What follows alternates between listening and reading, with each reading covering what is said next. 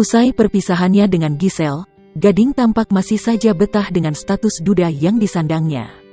Meski sang mantan istri sudah membina hubungan serius bersama pemain basket Wijaya Saputra atau yang dikenal Wijin. Walau berstatus lajang, Gading sempat dikaitkan dengan beberapa wanita cantik seperti Paola Serena, Anya Geraldine, Ariel Tatum, Karen Nissen, dan Julia Hartmans. Salah satu yang paling mencuri perhatian adalah kedekatannya dengan Julia Hartmans. Kedekatan keduanya mulai terendus media setelah Gading Marten dengan gamblang memamerkan momen kebersamaannya dengan model cantik tersebut. Misalnya saja momen yang diunggah Gading di kanal YouTube Papa Gading berjudul "Ketemu si Cantik di London". Meski hanya sekejap bertemu untuk sekedar makan dan minum kopi, bahasa tubuh dan komunikasi Gading dan Julia sangat menggemaskan.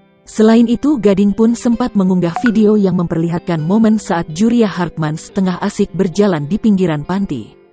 Gading yang juga dikenal sebagai seorang penyuka dunia fotografi membagikan video di Instagram pribadinya, @gadiing, Jumat tanggal 9 Juli tahun 2021.